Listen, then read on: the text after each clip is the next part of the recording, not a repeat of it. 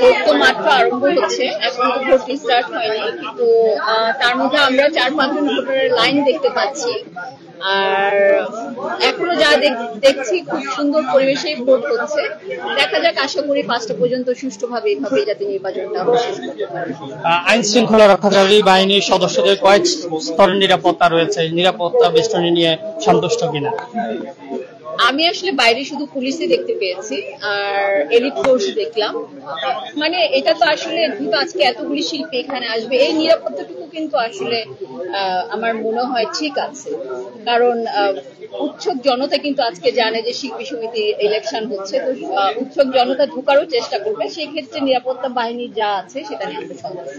অনেক ভোটার বলছে যে দীর্ঘ 35 বছরের ইতিহাসে আজকে শিল্পীদের সুষ্ঠুভাবে তারা আসলে সুন্দরভাবে ঢুকছেন, আইন শৃঙ্খলা রক্ষাকারী বাহিনীর সাথে সদস্যদের রয়েছে, তারা আসলে সুষ্ঠু পরিবেশ দেখছেন, এটিকে আপনি কিভাবে দেখছেন? আমি আসলে চেষ্টা করেছি এর আগের বার যে সমস্যাটা হয়েছে যে কোনো গাড়ি কোনো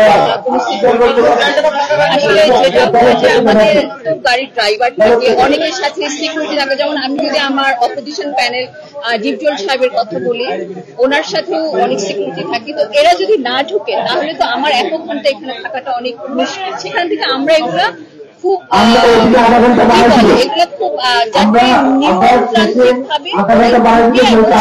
আসতে পারে এটারই ব্যবস্থা।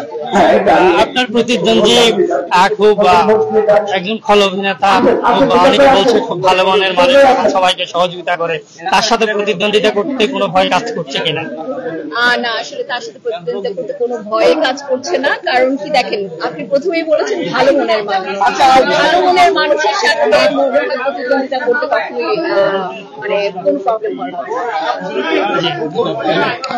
দর্শক, আমরা নিপুণ কলি প্যানেলের সাধারণ সম্পাদক পদপ্রার্থী যিনি রয়েছেন তার সাথে কথা বলেছি। আমরা